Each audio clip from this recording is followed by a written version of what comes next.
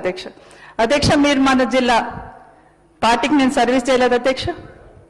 Yes, party మంచి చేసింది అన్నప్పుడు పార్టీ చేసిన నష్టం కూడా చెప్పుకుంటాం అధ్యక్ష. నా మీద 5 సిబిఐ కేసులు రాజశేఖర రెడ్డి కుటుంబాన్ని కొట్టడానికి నా మీద పెట్టలే అధ్యక్ష. నేను ఒక్క మాట మాట్లాడానా? నాకు టికెట్ ఇవ్వకపోయినా నేను మాట్లాడానా?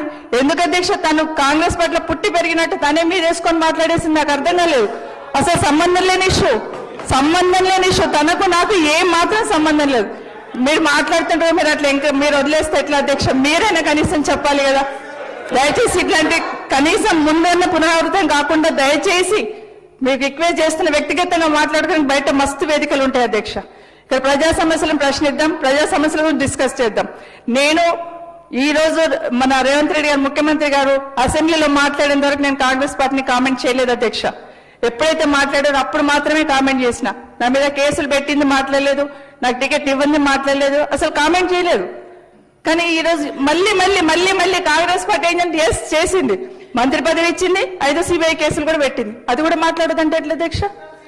దయచేసి గుర్తుపెట్టు.